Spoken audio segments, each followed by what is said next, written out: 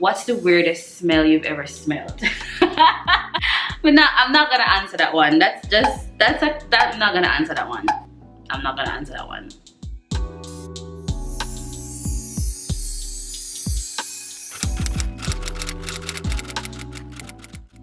Hi everybody, welcome back to my channel. As you can see from the title of this video, I will be doing a quick Q&A and just talking about life on quarantine. So guys, what's going on? How are you coping? What is it that you have learned over this time? I know these are unprecedented times and we're entering in uncharted waters. Nobody actually knows what to expect. It's just something new that we all have to just fight through.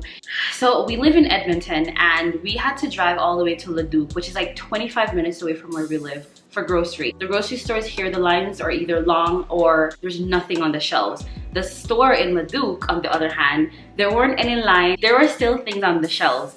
We weren't really willing to stand in long lines for the grocery and standing around people, which we're not supposed to be around people. So we're like, And for my jobs, I'm not able to work. I'm still getting paid. So that's a good thing that I'm really grateful for. For my husband, he's able to work from home. So that's another thing that we're also grateful for. But being locked up in the house, and we don't even know how long we're gonna be locked up in the house for. We all just need to take deep breaths and just live every day intentionally. And we have our little home remedies that we take just to keep our immune system strong. Hey guys, if you haven't yet subscribed to my channel, please go ahead and do so.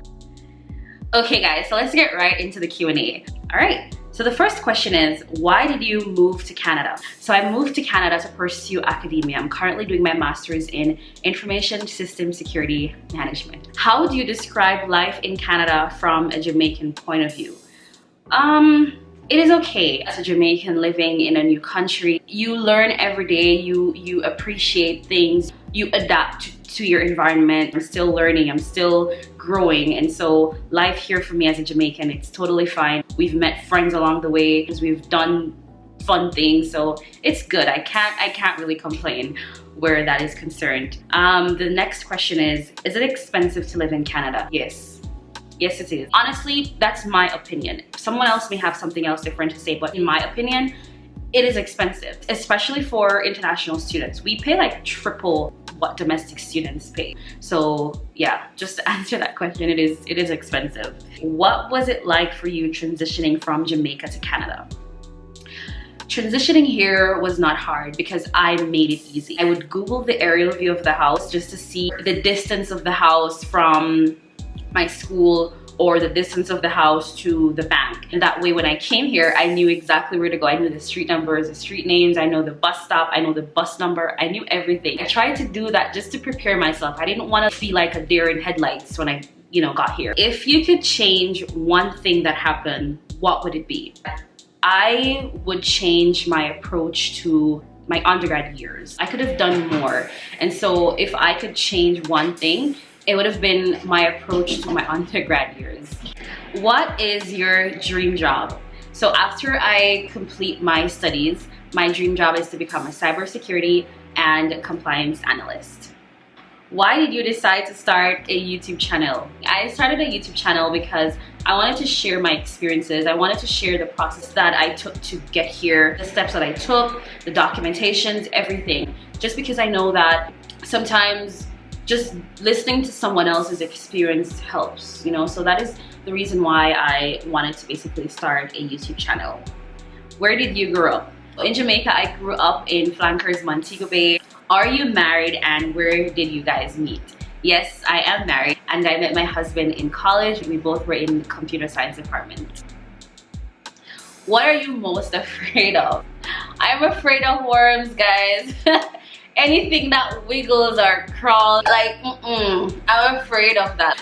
How has COVID-19 affected you? As I mentioned earlier, I'm not able to work. Fortunately for my husband, he's able to work. Being home, locked up, not knowing when you're able to go out, not knowing what to expect from all of this that is happening, it really affects you because you're like, oh my God, this really happened to me. When is this gonna end? When are we gonna go back to normal? So for me, life living on lockdown is I don't know, it's something that we all have to learn to do. And so live intentionally, you know. So yeah. Do you consider yourself an introvert or an extrovert? I consider myself to be both. Sometimes I feel like being by myself, and then there are times when I'm just outspoken. And I honestly think that everybody has a mixture of both, being an introvert and an extrovert. So what makes you feel accomplished? You guys are asking good questions. Feeling accomplished is subjective. Everybody has their own perspective and their own idea of what makes them feel accomplished. For me is happiness. At the end of the day, I want to make sure that whatever I achieve or whatever I've worked so hard to achieve, whatever I have, whatever God has blessed me with, I'm still happy with it. Okay, who is that one person you can talk to about just anything?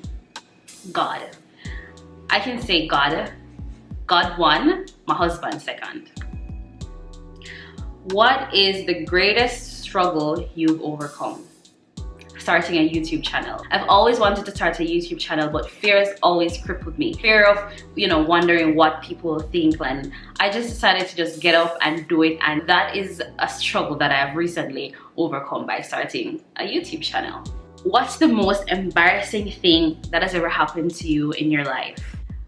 I was on my way to the cafeteria one day in school and I fell flat on my face, knee bruise and everything. I got up, brushed my knees off, and I kept walking. I was so ashamed. And when I was walking back, I actually took another route because I didn't want people looking at me. What's the weirdest smell you've ever smelled? I'm not gonna answer that one. I'm not gonna answer that one. I'm not gonna answer that one. What advice do you have for someone who wants to come to Canada for school? I would say go for it, and don't think about the money. If you can't come up with the money, if you don't have the money, you know, saved in your bank, have a family or a friend who you can turn to, get loans. There's nothing wrong with loans, but you know, I would say absolutely go for it. Do your research, do your due diligence, get all the information that you are going to need. Make sure you do your research to find out the best school for you, the best province for you, what the job market will look like after you finish school. So I would say go for it. That's my advice to you. Would you suggest while applying for school to apply with your spouse or your partner? Wow, this is a question for another video. Like, this question needs its own video, and I say that because it's more to it than what I'm going to say to you. So it depends on your financial stability. And again, I can do a video on this just to share more detail with you guys if you're interested in something like that. If you want to know if you should apply with someone or apply by yourself. I can't really answer this in this, you know, this scene, because again, it's way more to this than what I just said. Would you suggest doing a diploma or a master's degree? This again is another question for another video. It all depends. It all depends on what your end goal is. It all depends on the money that you have, because with a master's degree, it's more money. So it all depends on your end goal. If your end goal is to just get a 1-year degree and just, you know, get your work permit and work here in Canada and then, you know, transition, or your master's and then transition year after. There's so much to this. Again, this is for another video. I cannot answer this in here. You won't get the best answer from me right now. What's the average cost per month for expenses here as an international student? Okay, so I'm just gonna give a quick, again, this is for another video. You guys are asking a lot of good questions, but you know, in a Q&A, I can't answer it as much as I would want to, where it could help you, but I'll just give you a quick overview. So when I moved here, I was renting a room and I paid $500 for the room. $500 for the room, and then you're talking about bus pass. Bus pass here is at most $100, and then you're talking about groceries. For yourself, you can buy groceries for $250 a month, $250 per month, and you have to think about rent. You have to think about bus pass, you have to think about groceries, you have to think about clothes, and then other unexpected expenses that you're not going to think about right from the get-go. I would say maybe 2,000. That's just a ballpark because I don't even have anything in front of me to make any calculations. So maybe $2,000 per month. And then you have to think about your tuition. If you're on loans, you're good, because then, you know, your bank or wherever you get your loan disperse the money to the school directly. But if you're getting that out of your pocket, that's a different case. If you're working to pay that, that's a different case, because then you have to think about paying your tuition and then finding money for other sustainable things where you can survive. I can do another video for this if you guys are interested. Please leave it down below and I'll definitely do that for you. Alright, so I mean, there are some more questions here, and these questions are questions that I can create another video, like different videos for. So if you have any questions related to moving to Canada, just leave it down below. I'd be really interested to see them, and if I can respond to them, I'll definitely do that. And yeah, those are the questions that I got. Anyways, thank you guys so much for tuning into this. I truly appreciate you guys for stopping by.